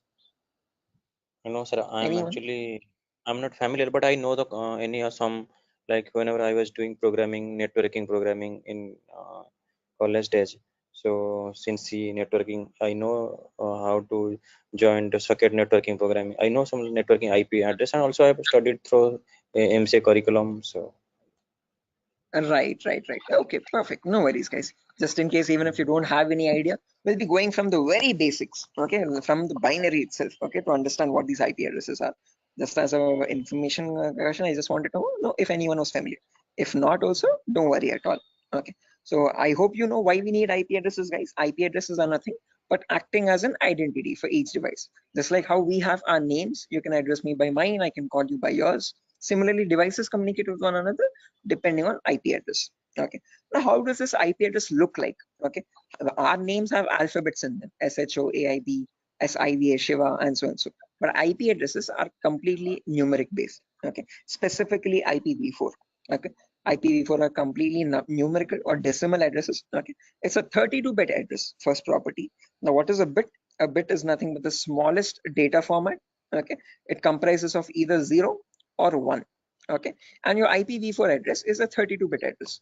What I mean by 32 is that it contains 32 zeros and ones like these consecutively. Okay, and these 32 zeros and ones are divided into 4 equal parts. Each part is known as a octet. Okay, octa in the sense 8 bits. Okay, so you have 4 parts, it's 8 bits each. Okay, and each of this is known as a octet. In simple terms, it can also be called as a byte. Okay, and each octet or each byte is separated by a dot symbol. This is how computers know IP addresses to be like. Okay, this language is known as the binary language of zeros and ones, and your computers or information devices all communicate on binary language only. But for us humans, it's quite tough to understand binary. Okay, so we can calculate it now. If you're quite familiar, if you have some experience, you can calculate binary in your mind itself. But looking at it and understanding it's quite tough. Okay, so in today's class, we'll understand how we can convert any binary number to a human readable format, to a decimal number. Okay, decimal numbers are from 0 to 9. Okay, these are human readable, what we use regularly from day-to-day life. Okay, what computers communicate on is binary data. Okay, so today we'll understand how to convert binary data to decimal data and how we can range the IP addresses. Okay, before that, a quick introduction on data formats. As I've mentioned, 1 bit is nothing but a value of 0 or 1. When you combine 8 such bits, that becomes a byte. Okay, in simple terms, it can also be called as an octet. When you combine 1024 bytes, that becomes a kilobyte. Your textpad files, your contact applications and all these are in kilobytes of data. Okay, when you combine 1024 kilobytes, that becomes a megabyte. Okay, your PDF documents or your music files are in megabytes of data. 1024 megabytes becomes a gigabyte. Okay, your movie files or larger softwares are in gigabytes. 1024 gigabytes becomes a terabyte. Your hard disk is in terabyte storage data, and 1024 terabytes becomes a petabyte. We have never used petabytes until now. This petabyte data is usually used by cloud organizations. Okay, OneDrive, Google Cloud, blah blah blah. Okay, now let's understand how to convert this bit data or binary data into decimal data. Okay, so what I've done is I've taken down this first octet over here, 10101010, and I've written it down over here, as you can see, in an expanded format. Now to convert this, there are 2 simple methods. Method number 1 is there's two simple steps to it, not methods, sorry. Okay, there's one method only. okay, and with two simple steps. Okay, step number one is you write down the values from 2 to the power 0 all the way up to 2 to the power 7 from right to left. Okay, why specifically 2 to the power? Because this is binary data. You have only two possibilities, either a 1 or a 0. So first 2 power 0, then 2 power 1, then 2 power 2, then 2 power 3, then 2 power 4, then 2 power 5, 2 power 6, and 2 power 7. Let's write down the values for that. 2 power 0 is nothing but 1. Anything to the power 0 is always equal to 1. Okay, that is a mathematical rule. 2 power 1 is equal to 2. 2 power 2 is nothing but 2 into 2, which is 4. 2 power 3 is 2 into 2 into 2, that is 8. 2 power 4 is 16. 2 power 5 is 32. 2 power 6 is 64. And 2 power 7 is 128. Okay, now to convert this number, all you have to do is, just a second guys, let me open up Zoom so that I can draw on the screen. Give me a second.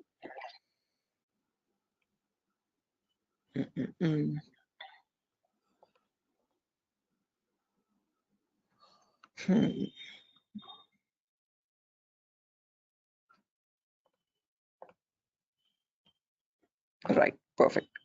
So when you want to convert any number from binary to decimal, first things first, you have to write down these numbers. Then you multiply the lower number with the top one and add with the next one. As simple as that. Multiply, add, multiply, add, multiply, add. This goes on till the last step. Okay. So firstly, 2 power 0 into 0. Anything into 0 is 0 itself. So I've written 0 over here. Then 2 power 1 into 1.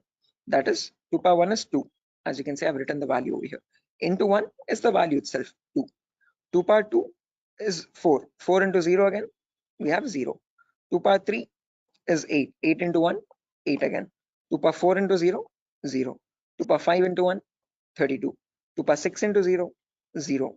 And 2 power 7 into 1, that's 128. Now when I add all this up, 128 plus 32 plus 8 plus 2, that becomes 170. So when we humans read the number 170, the computer does not understand it like 170. It understands it like 10101010, something like on signal, off signal, on signal, off signal, on signal, off signal, on, off, like that 4 times. Okay. So is this clear, guys? Any questions or doubts up to this part? Like how we have converted this binary number to a decimal number?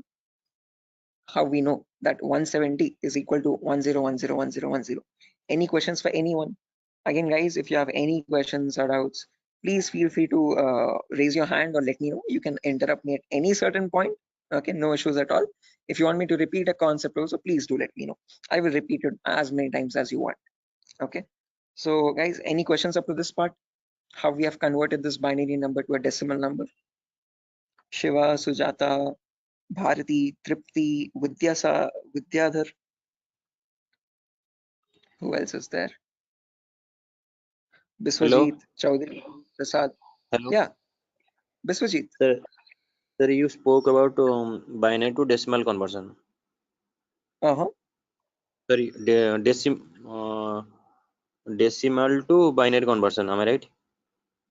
No, binary to decimal. I've converted Binary. this number 10101010 to So decimal number 170. all the numbers was converted into binary as a decimal. All the binary number is converted into decimal 170. Right. This specific number 10101010. Okay. How did we do that? We wrote down these numbers 2 power 0 all the way up to 2 power 7.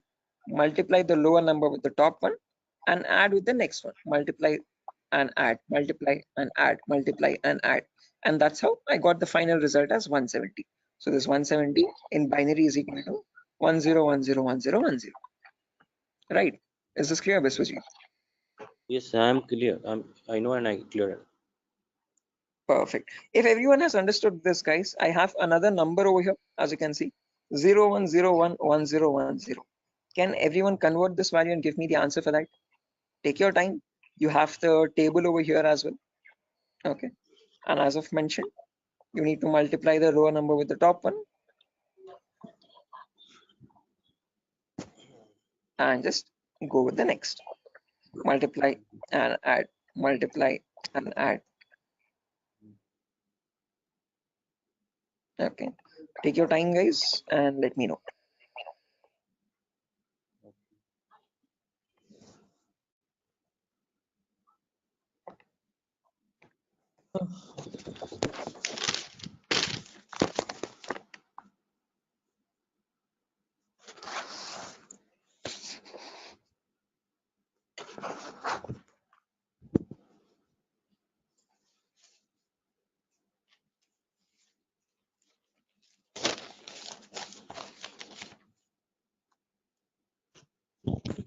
Is it 90?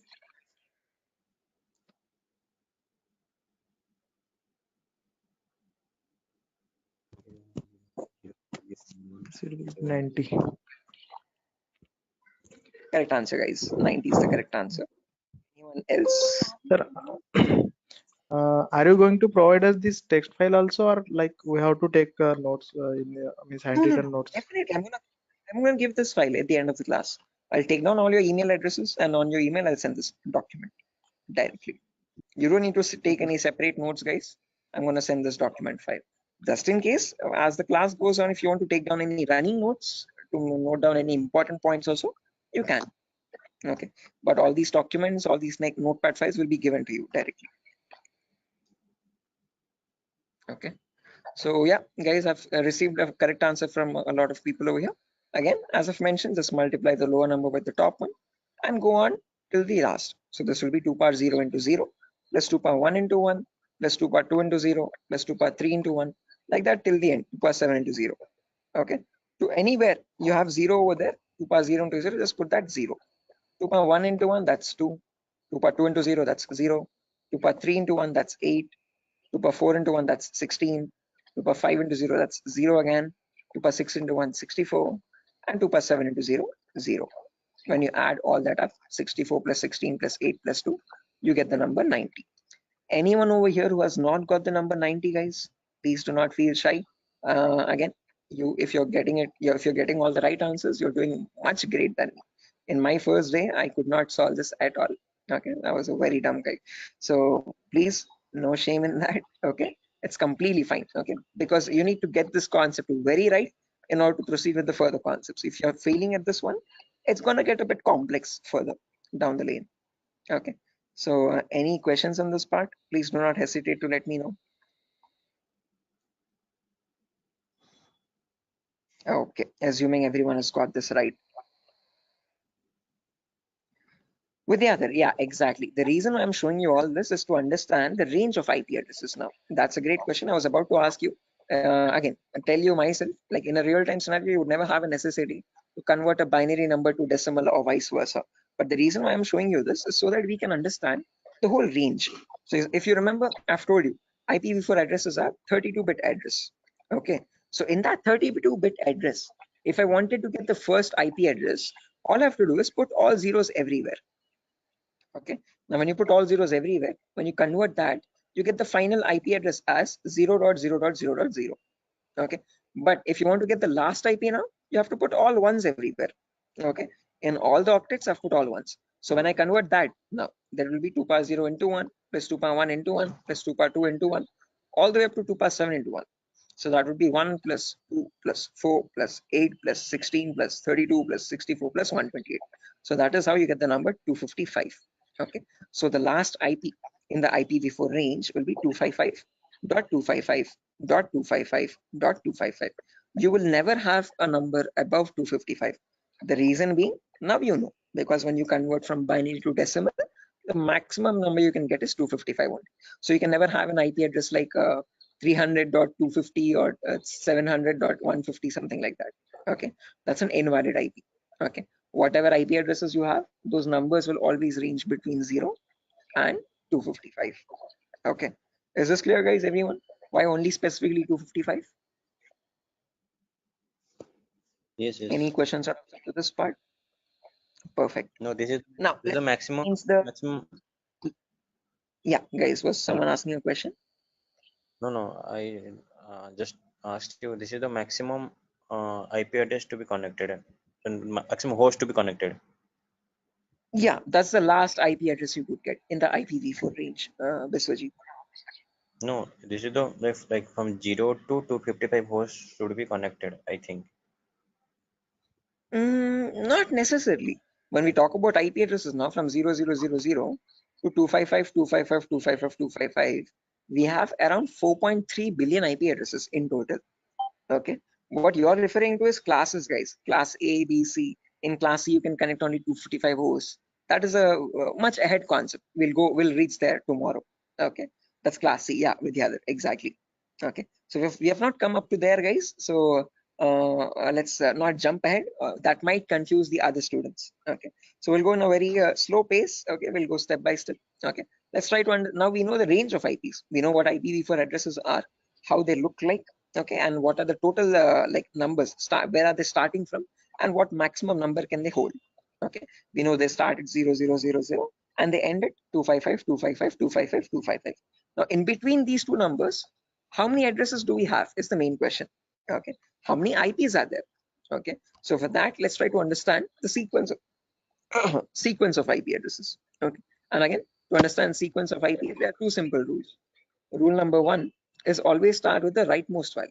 So if this is the first IP, 0000, next IP will be 0001, next IP 0002, next IP 0003, next IP 0004. This will go on up to 000255. Okay. After that, can I have an IP like 000256? Is this possible? No. Yes, this is not possible because 255th is the last IP that you can get in any octet. You cannot get a number above 255, guys. It is a very golden rule that you have to remember. Okay. Now, once this octet has reached the maximum value, there comes the rule number two. Only after the rightmost octet has been completely filled, then go to the left value. Okay. And after going to the left value, reset the rightmost value back to 0. Okay. What I mean by that is now this is completely filled. So now this left value 0 changes to 1. Okay. And the rightmost value 255 again resets back to 0. Okay. So next IP after 000255, next is 0010. Now don't directly jump from 0010 to 0020. That is wrong again. Okay. Rule number one, always go with the rightmost value first. So after 0010, you have 11, then 12, then 13, then 14. This goes up to 1255. Okay. After that, 20, then 21, then 22, then 23. Then you have 2255, then 30, 31, 32, 33, then 3255. Like that, it will repeat again and again and again. And somewhere you'll have 2550, 2551, 2552, 2553, 255, 255. Now, both these octets are filled, guys, as you can see. Okay. Again, rule number two. Once the Sir, rightmost octets are filled, what yeah, it signifies? those are the IP addresses, guys. Okay. So those are the IPs that devices can get in total. Okay. Okay, sir, continue. Right. Again, doesn't signify anything. I'm just showing the sequence of IPs. Okay. How do IP addresses progress from one another, one after the other, one after the other? Okay. Like after number one, you have number two, number three, number four. Like that, I'm showing you how IP addresses cycle one after the other. Okay. After 255, 255. Yeah. Is this class C or class B? This is the whole range of IP addresses. We have not come to classes, so forget that classes exist for the time being. Okay, I have not discussed what classes are. Okay, I have not discussed. I have not brought up the word class. Okay, so for the time being, just forget the word called class. When I come into it, then get reminded of it again. Okay, Biswajit, do not confuse yourself. I am right now just telling you how IP addresses progress from one after the other. Okay. So I'm just telling you what is the first IP. After that, what is the next IP? After that, what is the next IP? After that, what is the next IP? As simple as that. Okay. So after 00255, 255, now this is completely filled. This is also completely filled. So now this 0 changes to 1. So after that, 0100, 0101, 0102, 0103. Then you have 10255.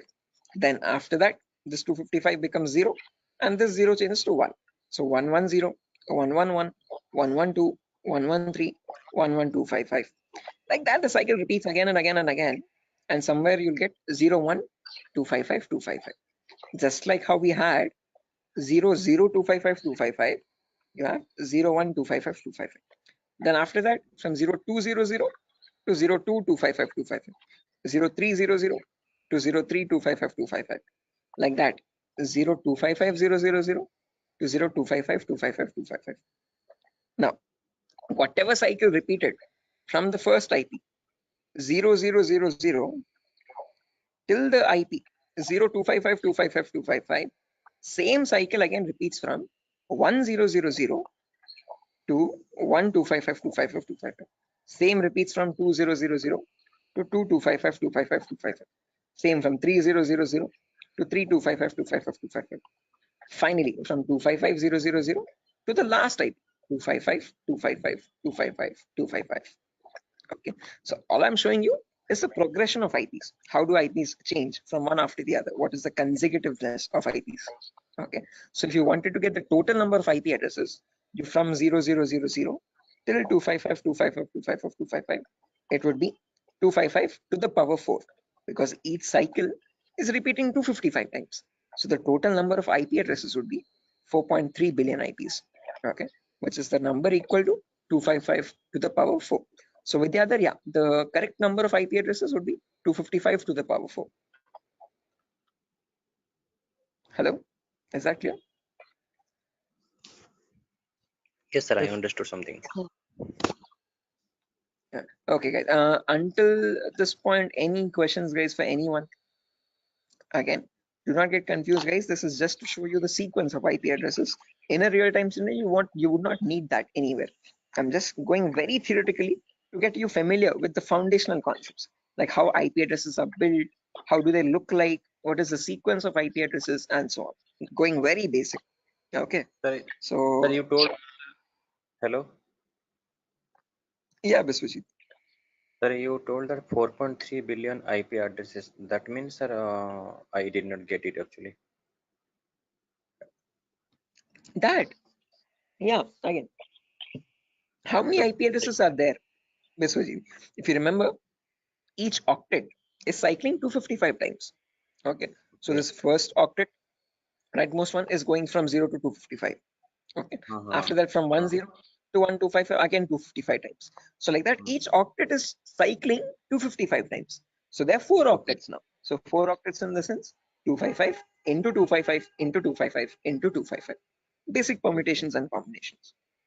Okay, and when you calculate that 255 to the power 4, you get the number 4.3 billion. Okay, so that is how we got that number. Is that clear, guys? Okay. Hello? Hello? Yes, sir. Yes, sir. I understood. Right. Perfect, guys. Now, my question to you guys is, in today's world, in the era of 2022, are 4.3 billion IPs sufficient? No. No, sir. No, sir. Definitely. Right, correct. Because the population itself is around 8 billion people, right? Close to 8 billion or 8.5 billion. 4.3 billion IPs are nowhere sufficient at all. Okay. Again, each person might use multiple devices in the network also. Okay. So that is why, to come up as a solution, they made these IPs into 2 different parts. Okay. Solution number 1 was they divided these IPv4 addresses into again 2 categories. One, something is known as public IPs, and there's another category called private IPs. Okay. This categorization, okay, or division of IPv4 into public and private IPs is known as NATing, network address translation. Okay, when they knew that this solution is also not working out, this might also still cause the IPs to go extinct, then they came up with another set of IP addresses known as the IPv6 address, guys. Okay, so not just IPv4, there's another version as well called IPv6 address, and these are 128-bit addresses. What we are seeing until now is just the 32-bit address. 128 in the sense 4 times the size, bit length size of IPv4. Okay, but in that you have trillions and trillions of IPs. Okay, not billions, but trillions. Okay, so we'll discuss IPv6 on a later date. Okay, but in today's class, we'll end it with public and private IPs. So let's try to understand what these public IPs are and private IPs are. Okay, so public IPs are the IPs given to you by your internet service provider. So in our home, we might have different broadband connections. You could be using Act FiberNet or Airtel or Tata Docomo or BSNL. All these people are providing you the service of internet. Hence, they are known as ISP, internet service providers. Okay, they give you access to the internet by giving you a public IP. Okay, so to your home, you might have a router. Okay, that router might be getting a wire from the outside. Okay, that outside wire, that cable is nothing but giving you the public IP. Okay, so if you want to check your public IP, you could just go to the browser, and in the browser you could just search what is my IP. What is my IP? And from that you get an IP address over here. If I click on the first link in the browser, you can see I'm getting my FiberNet from Act Fiber Beam. My location is Pedda Voltaire, Andhra Pradesh, Vishakhapatnam. Okay, so this is my public IP. This is the IP I'm using from my ISP to access the internet or to take the Zoom session. Okay, locally in my network, now I have multiple devices. I have my phone, I have my laptop, I have my smart TV, I have my smartwatch, and so on. So these devices internally or locally also need IP addresses. What they use in a local network, in an intranet, is known as a private IP. So private IPs are the IP addresses provided locally in a network. Okay, so this can be given manually by you, by the network admin, or they can be given automatically as well from a DHCP server. Now don't worry what this DHCP server is, we'll discuss about it in tomorrow's class. But one important thing to note is public IPs are used for connecting to internet. Private IPs are used in a local intranet. Intra is nothing but a local network, a small indigenous your house network or home network. Okay, so if I just draw this out to show you much clearly, let's say over here, this is my ISP. I hope the drawings are visible, guys.